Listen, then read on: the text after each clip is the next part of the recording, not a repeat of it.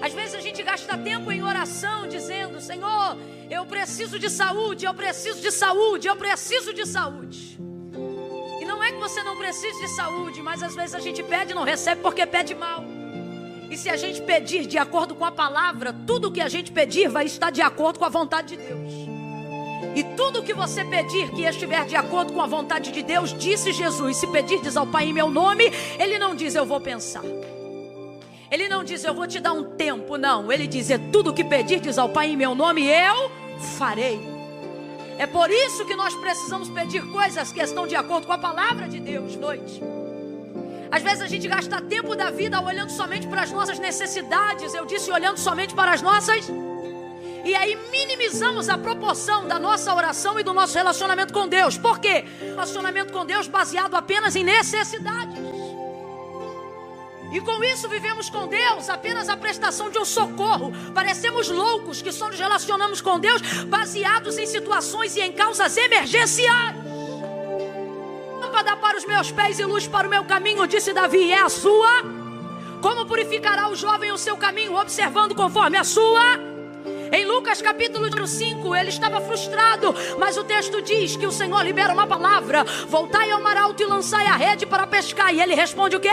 Havendo trabalhado toda a noite, nada apanhamos, mas sobre a tua palavra nós lançaremos a rede. E eles lançaram e tiveram um resultado extraordinário, porque lançaram segundo a palavra. Mas enquanto você achar que a palavra de Deus é apenas um compêndio de informações compactado em um único livro, você viverá se relacionando com Deus de acordo com a sua necessidade. Agora, se você compreender que ela é viva, se você compreender que ela é viva, Deus é grande, Deus é grande. Deus é grande e fará coisas grandes. Você não vai caminhar de acordo com os seus sentimentos.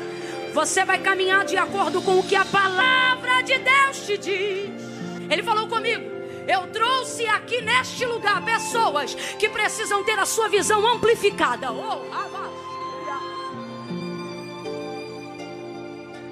A visão que Deus vai te entregar, o cenário que Deus vai pintar diante de você, Ele traz em cada ponto e em cada detalhe aquilo que Deus tem para colocar na sua mão.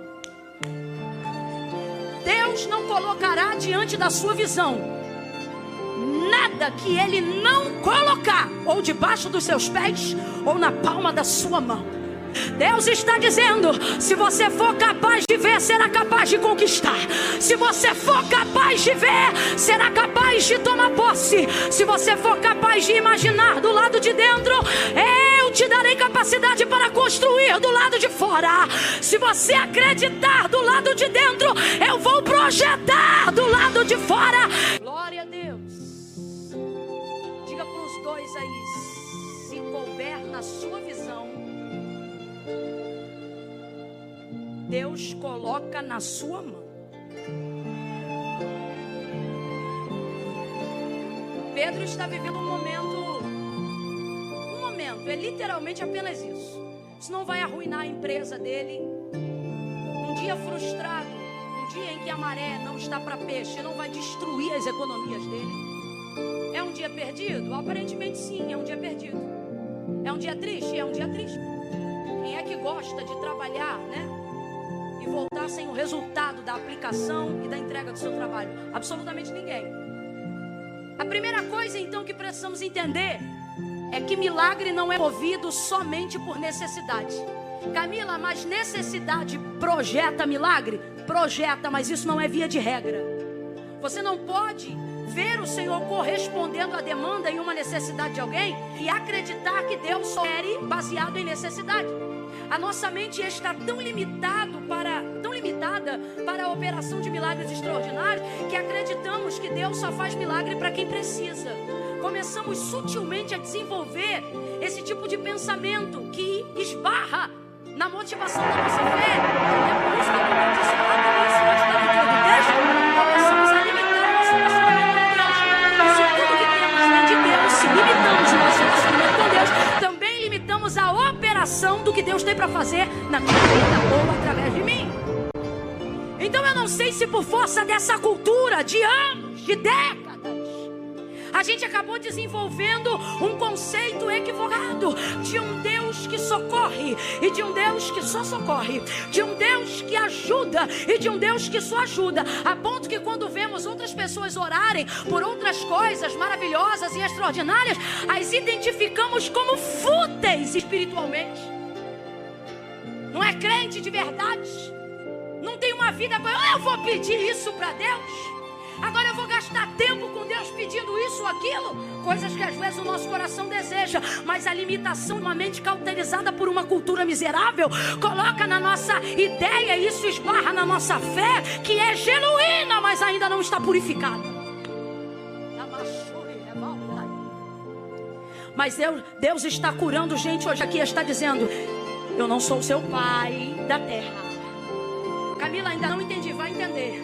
Para o melhor pai que teve na terra, ele pode ser um bom pai, mas soberanamente ele é um progenitor.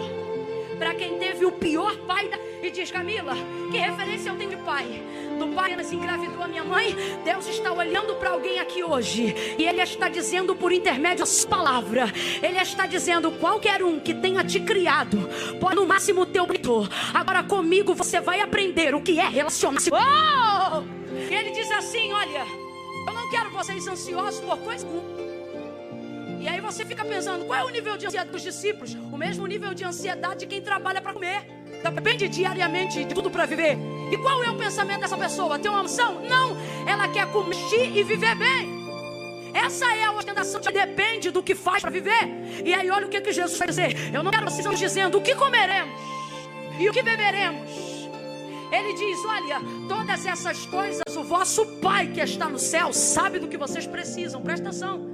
O que o Senhor está dizendo é: vocês têm gastado o tempo do nosso relacionamento pedindo coisas que eu já lhes dou sem que vocês me peçam.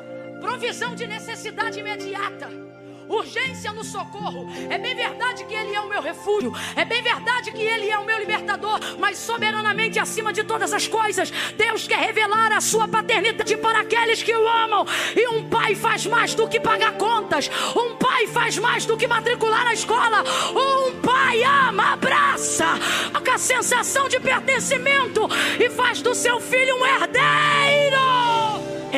Disse Pedro, sanguíneo toda a vida, ensina a orar como ensinou também João Batista aos seus discípulos. Aí Jesus olha para eles, e eu imagino Pedro pensando: vamos chamá-lo de santo? Vamos chamá-lo de criador? Vamos chamá-lo de soberano? Aí ele diz: não, entra no quarto, fecha a porta e diga: Pai, Pai, Pai. E ele não está interessado se relacionar com você somente baseado por necessidade. Por que eu estou falando isso? Porque eu quero que você desenvolva um raciocínio lógico para absorver a plenitude do conhecimento de Deus aí nesse texto para a sua vida. Se Pedro não levasse nenhum peixe para casa aquele dia,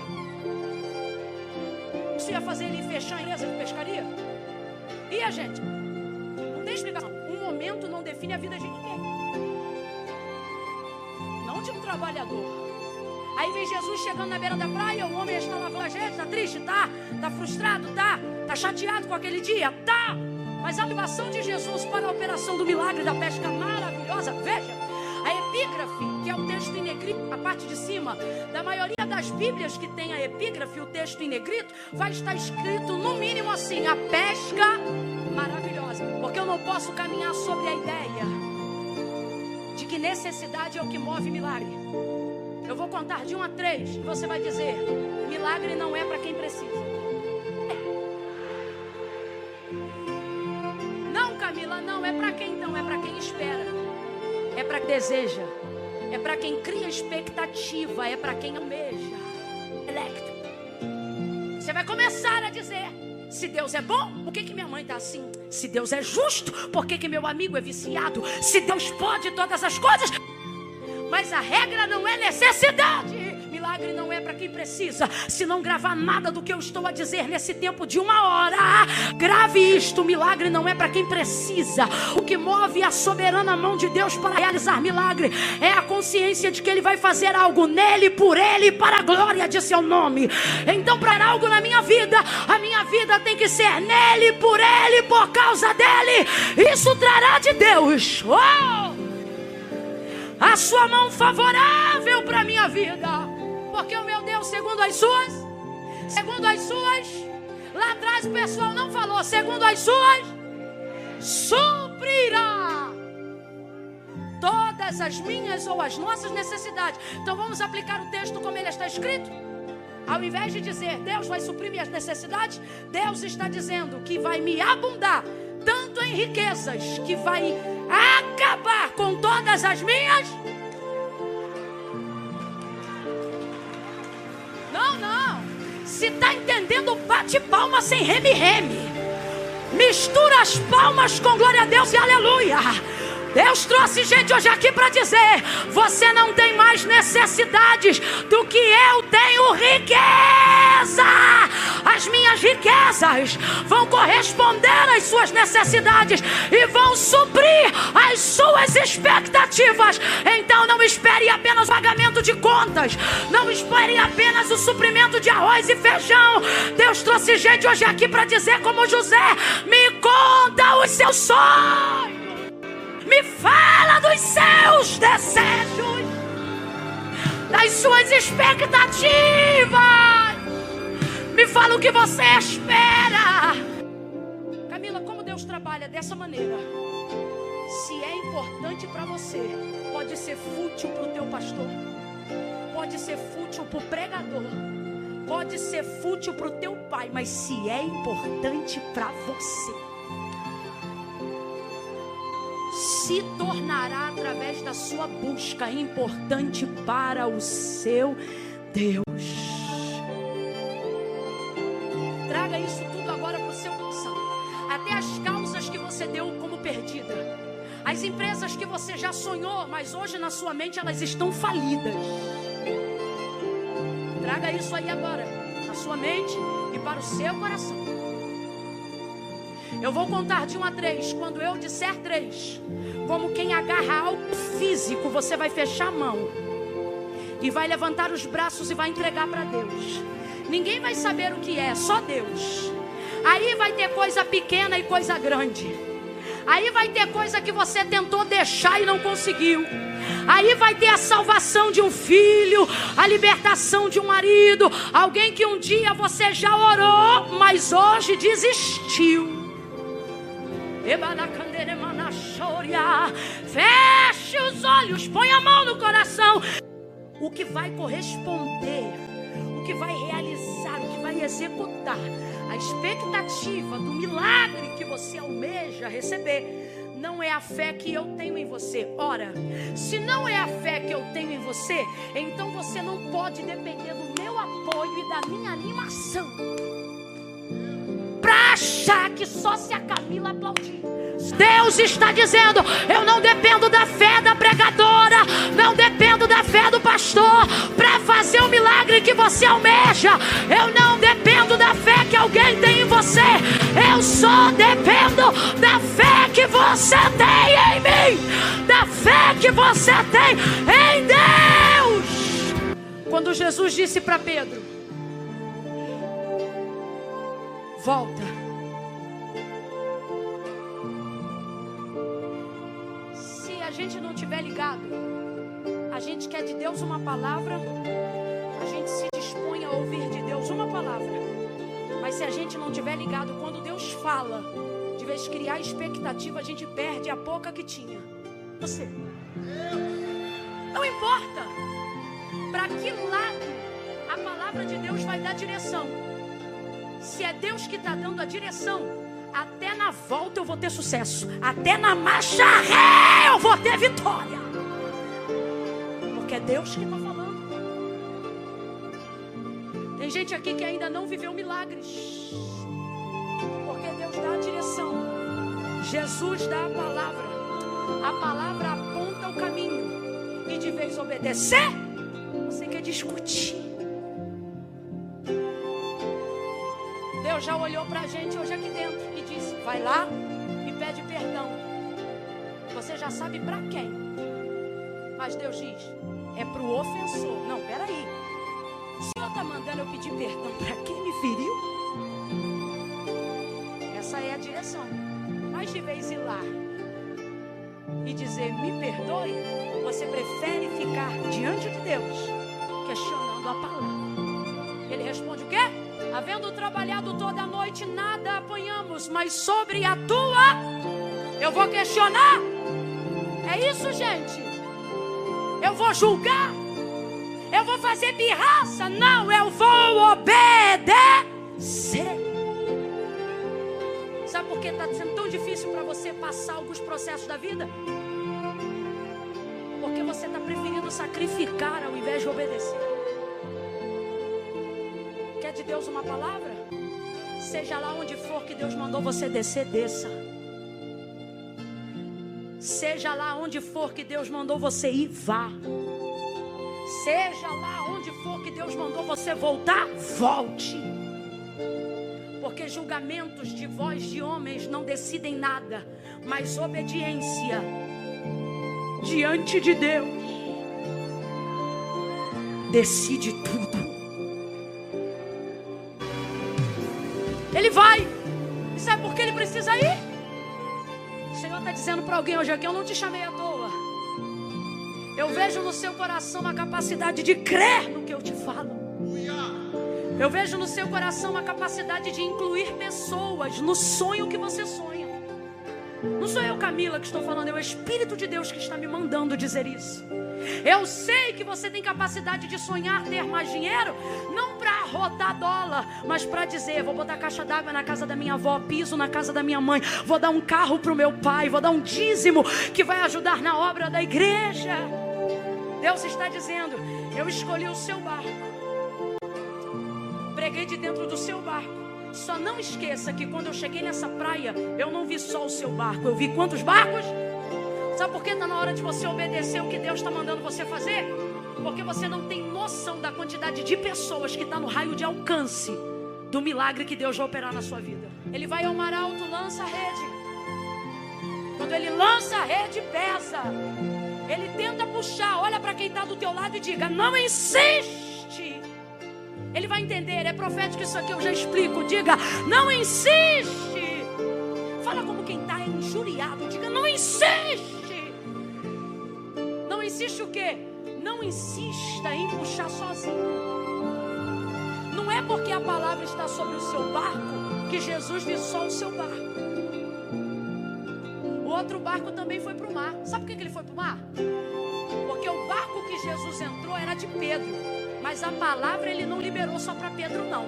Se você for ver, você vai ver no texto que no final tem plural. Ele diz assim: voltai. Está falando com Pedro, sim ou não? Mas quando ele libera a palavra, porque a ordem pode ser para um só, mas a palavra é para todo que crê. A palavra é para todo que crê. Você vai ver no texto, ele diz: lançai as vossas. Mas enquanto você mantém a ideia de que tudo é só sobre você, tem gente deixando de receber o que Deus quer que eles recebam só porque você não admite ser o canal. Vai ver, Deus escolheu você pela tua estrutura. Vai ver, Deus escolheu você porque você realmente tem capacidade devocional maior do que outras pessoas. Mas isso não significa que Deus esteja disposto a abençoar só você. Para de vir para cá e dizer: Deus tem uma obra na minha vida, como se você não tivesse família. Ah, mas na minha casa só eu sou crente. Ótimo, é o único ponto de contato que Deus precisa para manifestar salvação para a casa inteira. Vai para o alto mar, joga a rede. Quando ele puxa, começa a rasgar. E ele não para de puxar. O problema é que está muito pesado. Por quê? Porque é muita coisa para caber num barco só. Jesus não vai produzir um milagre que não corresponda com a sua visão. E qual é a visão? Quando ele chegou à beira da praia, ele viu quantos barcos? Tudo que Jesus vai fazer do lado de fora é a representação daquilo que ele já viu quando chegou. Aí você diz: Deus, como é que faz? Você vai vendo a rede rasgando, a saúde indo embora, a vida corrida, e E você diz: meu Deus, não vai dar. Senhor, o corpo está morto, mas a alma diz assim: me dá saúde, que eu vou viver até o fim. Eu vou viver tudo. Como dizia Miles Monroe, eu não vou morrer cheia, eu vou morrer vazia, porque eu vou ter certeza que eu deixei. Eu fiz tudo que eu tinha para fazer.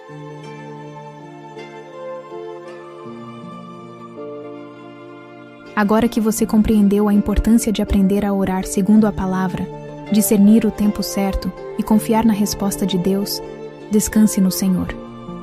Ele ouve cada oração e responde no momento perfeito. A sua espera não é em vão. Deus está trabalhando nos bastidores. Creia, persevere e se prepare para o cumprimento da promessa. Se essa mensagem tocou o seu coração, deixe seu like e se inscreva no canal para continuar recebendo palavras que fortalecem sua fé. Que Deus te abençoe e te guie em cada passo.